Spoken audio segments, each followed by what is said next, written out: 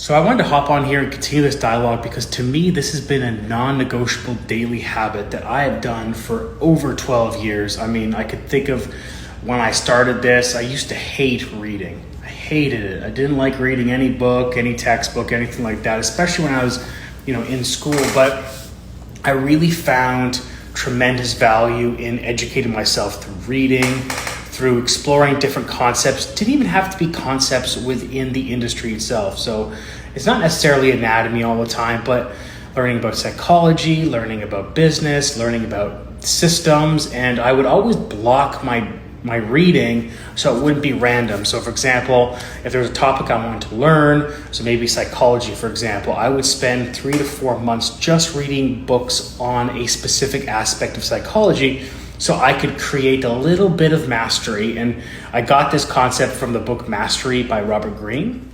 And so this way of learning and categorizing the learning was really an impactful way to start to catalog the information, because if I was reading a bunch of random things or random different topics, I wasn't able to really take the time to understand it and absorb it as well as apply it. And so for me, this is one of the things that when everybody asks me, what should I read, when should I read, or how long should I read, to me, it's like non-negotiable, an hour a day, even if you can do 30 minutes. And it doesn't have to be an hour straight, right? It could be, 15 minutes, 3 different times or 4 different times throughout the day, right? It doesn't have to be this continuous block of reading. But to me, it's been one of the most impactful things to be able to speak with confidence, but be able to also have more of this dynamic thought process, so that when I am thinking about stuff like the body, I'm able to draw from different industries or different ways of thinking,